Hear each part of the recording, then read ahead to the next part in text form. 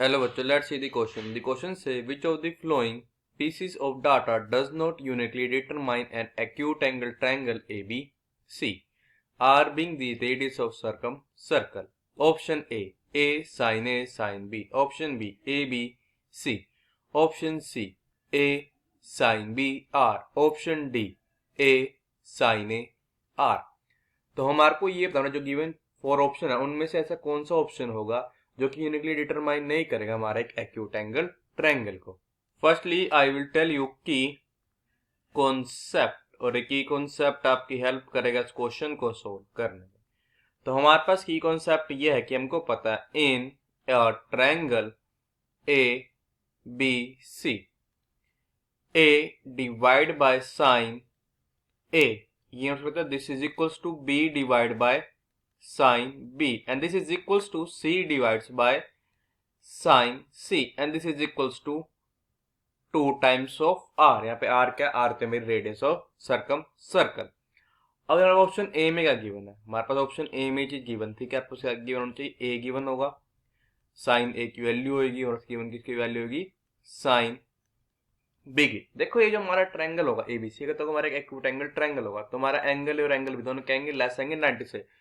तो अगर मेरे पास साइन ए की वैल्यू मेरे आ जाएगा कि मेरे पास एक यूनिक वैल्यू किसकी आएगी, एंगल ए की, मेरे यहाँ आ जाएगी unique value of angle A. फिर मैं यहाँ से क्या जाएगी, एक यूनिक वैल्यू आएगी एंगल बी की, बिकॉज हमारा ट्रायंगल एबीसी का एक्यूट एंगल ट्रायंगल है। यहाँ पे unique value of angle B. अब देखो अगर मैं इसका यूज करूं अपने की कॉन्सेप्ट का, तो मेरे पास यूनिक वैल्यू ए की भी है, मेरे पास यूनिक वैल्यू बी की, तो किसकी वैल्यू मेरे पास वैल्यू आ जाएगी यहाँ से बी की, बिकॉज मेरे पास ए की वैल्यू ऑलरेडी गिवन है। हमको पता है कि हमारे पास क्या होता है, ए डिवाइड बाय, देखा यहाँ पे साइन ए, यहाँ से होगा ये हमारे पास होगा B divide by sine B. अब मेरे पास ए की भी यूनिक वैल्यू है, बी साइन ए की भी है और साइन बी की भी है, तो मेरे पास बी की क्या वैल्यू आएगी, एक यूनिक वैल्यू आ जाएगी।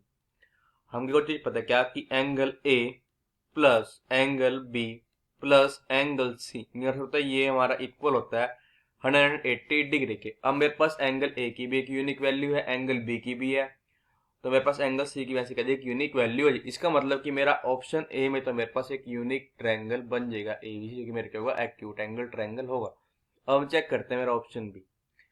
हमारे पास ऑप्शन बी में क्या गिवन था कि ए बी और सी और क्या है वैल्यू गिवन। हमको तो हमारा वैल्यू आएगी कोस ए की जरूरत है, ये मेरे को होती है B square plus C square minus A square divide by 2 times of B into C के। अब हमारे पास ए की यूनिक वैल्यू है, बी की भी है और सी की भी है, तो मेरे पास कोस ए की क्या एक यूनिक वैल्यू आएगी। अब देखिए यहाँ पे मेरे पास जो एंगल है तो मेरे पास एक्यूट आ जाएगा, दिस इंप्लाइज दैट कि मेरे पास आ जाएगी एंगल ए की unique value, angle A is unique. Similarly मैं क्या फाइंड कर लूंगा कि मेरा एंगल बी भी क्या होगा, यूनिक होगा, एंगल बी इज यूनिक। और ऐसे आ जाएगी कि जो मेरा एंगल सी है वो क्या होगा, unique, angle C is unique. Similarly इसी वे से, बिकॉज हम कहते हैं मेरे कोस बी से इक्वल होगा, कोस बी मेरा इक्वल होगा A square plus C square minus फिर क्या जाएगा B square divide by 2 times of A into C. अब मेरे पास ए बी सी की यूनिक वैल्यू है, तो मेरा यहाँ से कोस बी की यूनिक वैल्यू आ जाएगी, तो वहां से मेरे पास क्या हो जाएगा, ए बी सी एक यूनिक ट्रायंगल फॉर्म हो जाएगा। अब हम चेक करते हैं अपना नेक्स्ट में गिवन क्या था कि ए साइन बी और आर, यार क्या है ऑप्शन सी। इसके लिए गिवन है ए के लिए गिवन है साइन बी के लिए गिवन है, सी की वैल्यू गिवन है यहाँ पे आर की। अब देखो हमको एक चीज पता क्या कि जो मेरा क्या ए डिवाइड बाय साइन ए है, ये हमारे इक्वल होता है, ये हमारे इक्वल होता है 2 टाइम्स ऑफ आर के। अब मेरे पास ए की वैल्यू भी है, मेरे पास आर की वैल्यू भी है, और मेरा एंगल है एक्यूट आ जाएगी, मेरे पास एक यूनिक वैल्यू किसकी आ जाएगी, एंगल ए की, यूनिक वैल्यू ऑफ यहाँ पे आएगी एंगल ए की। और जो मेरा B divide by sine B है, किसको होता है, ये हमारे को होता है 2 टाइम्स ऑफ आर के। अब देखो मेरे पास यहाँ पे साइन बी की वैल्यू है और पे आर की भी वैल्यू है, तब क्या वैल्यू है यहाँ पे, मेरे पास इस बी की क्या यूनिक वैल्यू आ जाएगी यहाँ से, यूनिक वैल्यू किसकी मेरे पास आएगी बी की, ऑफ बी। और साइन बी से क्या आ जाएगी, साइन बी से वैल्यू आएगी यूनिक एंगल बी की, unique value of angle B. अब फिर वही मेरे पास देखो यहाँ पे यूनिक वैल्यू साइन ए की भी है बी की, तो मैं यूनिक वैल्यू फाइंड कर सकता हूँ साइन सी की। अब मेरे पास यूनिक वैल्यू ए की भी है बी की भी है, sine A and sine B की भी है, तो मैं ऐसे किसकी वैल्यू फाइंड करता हूँ ऐसे, तो मैं यूनिक वैल्यू फाइंड कर सकता हूँ हमारी स्मॉल सी की। मतलब मेरे पास यहाँ पे एक यूनिक ट्रायंगल फॉर्म हो जाएगा। तो देखो हमारे पास ऑप्शन डी में हमारे पास गिवन था कि मेरे पास ए की वैल्यू है, साइन ए की वैल्यू है, उसकी वैल्यू यहाँ पे मेरे पास यहाँ पे वैल्यू है आर की। अब देखो हमको पता है कि a divide by sine A, यहाँ पर होता है this is equals to b divide by sine b and this is equals to c divide by sine c and this is equals to 2 times of r। अब मेरे पास value किसकी है, a की है, साइन a की है और r की है।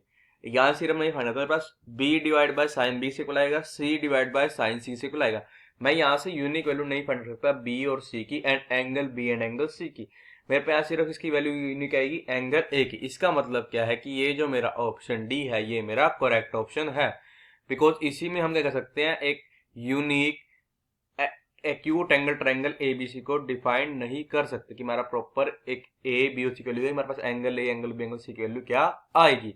सो the final answer is option D is our correct option. I hope you understood it well. All the best, thank you.